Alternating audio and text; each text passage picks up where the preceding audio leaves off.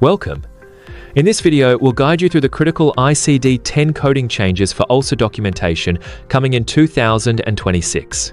These updates are more than just administrative, they directly impact your practice's revenue and compliance.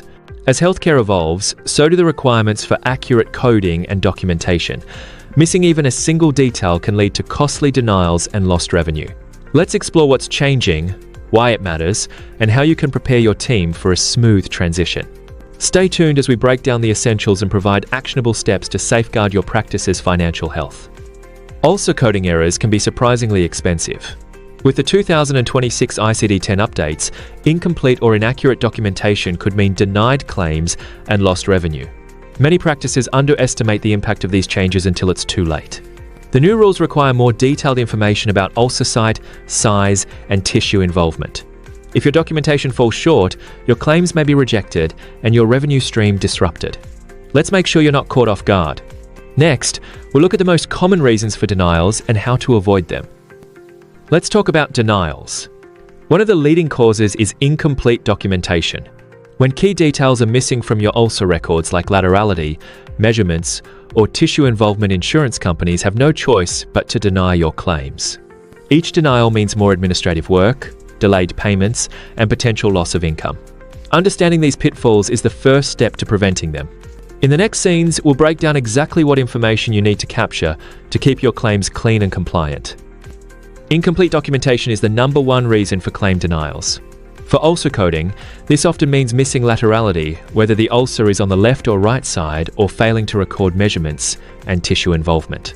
These details are now mandatory under the new ICD-10 guidelines. Without them, your claims are at risk. Let's look at some specific examples of what's often missed and how you can ensure your records are complete every time. One of the most common mistakes is omitting the laterality of the ulcer.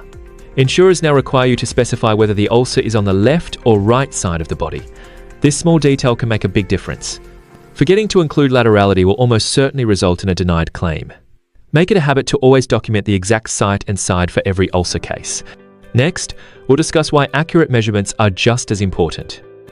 Another frequent oversight is failing to record ulcer measurements. The new ICD-10 codes require precise documentation of ulcer size and depth. Without these measurements, your claim lacks the necessary detail and will likely be rejected. Always include length, width, and depth in your notes. This not only supports your coding, but also provides a clearer clinical picture for ongoing care. Up next, let's talk about tissue involvement and why it's crucial for compliance. Documenting tissue involvement is now a must. Insurers want to know if the ulcer exposes muscle, bone, or other tissues. This information is vital for accurate coding and reimbursement. Failing to note tissue involvement can result in claim denials and compliance issues. Make it standard practice to assess and record the extent of tissue exposure for every ulcer. Next, we'll summarize the key wound care elements you need to capture every time. To ensure your documentation meets the new ICD-10 standards, always capture these key wound care elements: site and side of the ulcer, measurements including length, width, and depth, and the degree of tissue involvement. These details form the foundation of compliant and successful claims. Consistency is key. Make these elements a routine part of your documentation process. In the following scenes, we'll discuss best practices for implementation and how to train your team effectively. Don't forget to document any signs of infection or complications. This information not only supports accurate coding, but also ensures better patient care. Look for redness, swelling, discharge, or other indicators of infection and include them in your notes. Thorough documentation protects your practice from denials and supports clinical decision-making. Next, let's explore best practices for implementing these changes in your workflow. Transitioning to the new ICD-10 requirements doesn't have to be overwhelming. Start with provider education sessions to ensure everyone understands what's required. Use real-time documentation feedback to catch errors before they become denials. Implement EHR templates with compliance prompts to make it easier for your team to capture all necessary details. These best practices can help your practice adapt smoothly and avoid revenue loss. Next, we'll discuss how to prepare for the October deadline. The October deadline for ICD-10 ulcer coding changes is fast approaching. Don't wait until the last minute to update your processes.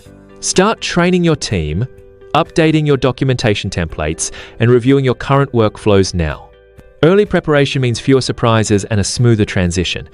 If you need help, There are resources and experts available to guide your practice every step of the way. In our final scene, we'll show you where to find more information and support. Victory RCM is here to help your practice transition smoothly to the new ICD-10 ulcer coding requirements. Our team offers training, resources, and hands-on support to ensure you're ready for the changes. Visit our blog for detailed guides, checklists, and the latest updates. Don't let documentation errors cost you revenue. Take action now and secure your practice's financial future. Thank you for watching, and remember, preparation today means success tomorrow.